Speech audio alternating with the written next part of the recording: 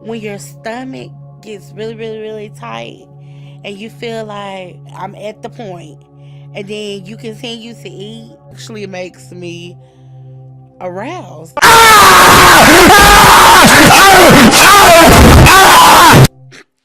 Can I say that?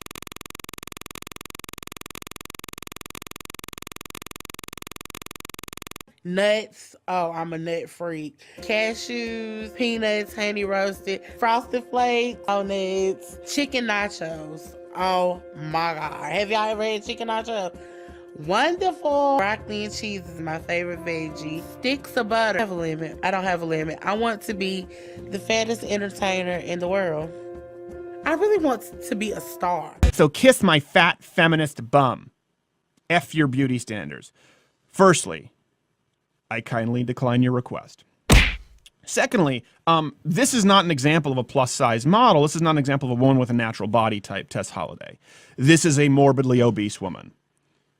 Okay, for people who are listening terrestrially, look at the picture. I mean, her blood type is pudding. Oh my God!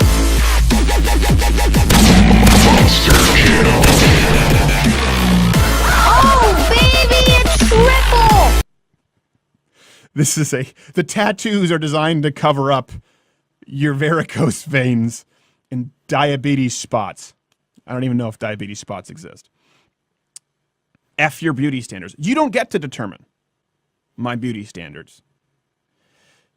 And it's not like we were trying to be mean. The whole point is you don't get to redetermine beauty standards because you feel good. And by the way, you do it for approval. You have 1.2 million Facebook fans, Tess Holliday, and you do this because you want to make a living. The only way you make a living is if people think you're beautiful. You gotcha, put on bitch. Makeup, you put on tattoos. I don't know who that is, what that tattoo is on. I don't know what the tattoo is on her arm. One of them looks like, oh God, Miss Piggy. I swear to you, this girl has a Miss Piggy tattoo on her arm. It's irony. I'm making a statement. The male anatomy knows no prejudice. Okay? You've taken something that's so beautiful, right? My appendages, it's a veritable beauty weather stick. It knows no race. It knows no social class. It knows no wealth. It doesn't care whether you're big, small, blonde, brunette. Either you're attractive or you're not. It's as pure as something can possibly get, untainted by political dollars or corporate influences. My Schwanson's a veritable beauty weather stick. You didn't beat the test, Tess Holliday. And I will never, men out there, just know, listen, a lot of us just don't like fat chicks. We like women who look attractive. You put an unattractive woman on a calendar, we're going to say, I'm probably not going to buy that calendar. Why? Because she's unattractive. Hi. So, you might know me as that girl who really hates thin women. Which is funny. Don't hate thin women. Recently, I made this post in response to a person who denied their thin privilege and essentially called me an angry fat bitch. Well, although true, is not necessarily entirely true. I might be fat, and I might be angry, and I might be a bitch, but thin privilege is a real thing.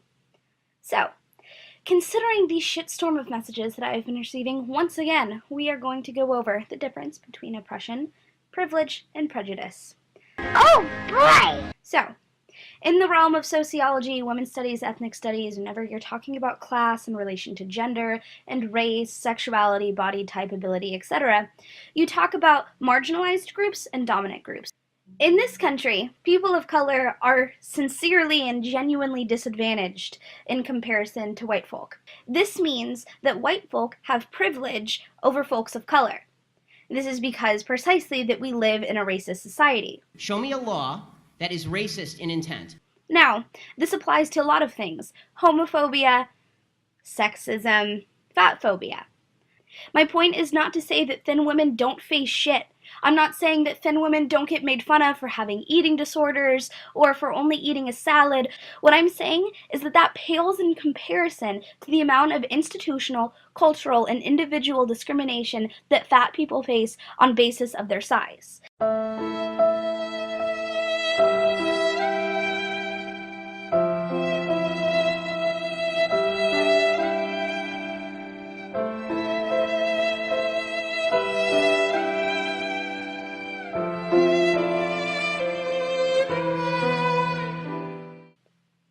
women can be made fun of.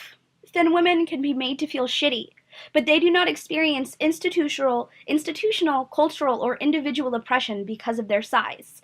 They may be called twig thin, but they will never be made to pay for 2 airplane seats. They will never be made to be a symbol of grotesqueness, of laziness, of general unsexualness. They will never be seen as undesirable and used as a symbol for that. Their bodies will be seen on magazine covers, their bodies will be seen in the media, they will be equally represented and held as the standard for beauty. Fat women don't get that. I don't see people like me in the media, and when I do, it's watching Pitch Perfect when Rebel Wilson says, "I'm horizontal running," because apparently fat people are incapable of being active.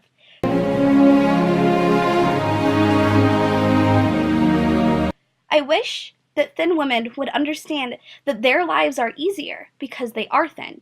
This isn't to say that they can't be made fun of or made to feel shitty because they're thin, but they don't have to deal with the kinds of discrimination, the kinds of institutionalized discrimination and oppression that fat folk deal with. The solution of this is not to tell me to lose weight. Here's the thing, I love my body. I'm not really mad that I'm fat and these are the cards that I've been dealt. I really genuinely appreciate my body. I think it looks good in a bikini. I like my stretch marks. I think the way that my tummy jiggles when I walk up the stairs is super cute. Oh, I don't know about you, but I think it is. And I don't really care if other people are disgusted by that. But the thing is when a whole society comes together and is universally disgusted by something like that, there are institutions that are set up to limit those kinds of people like me.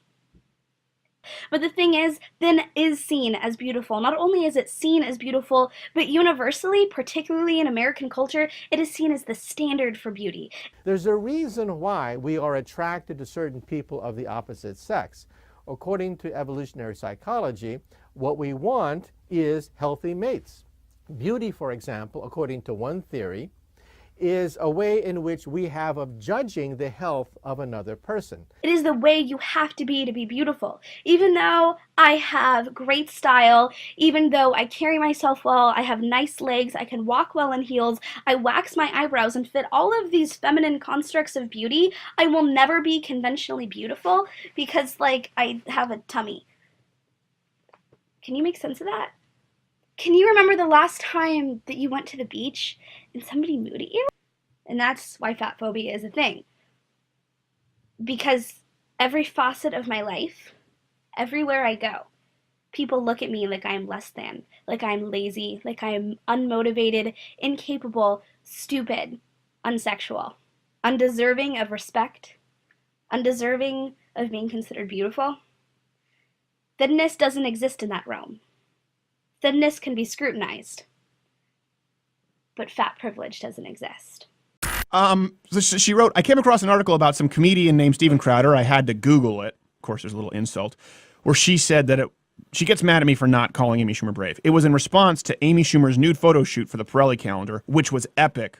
And all I could think was, nope, some of us don't do it to be brave, and I can guarantee you none of us do it for the approval, nor do we need it. Stephen, men like you will never get it, and hell, you aren't even original. We have heard it all before, and guess what? We aren't going anywhere.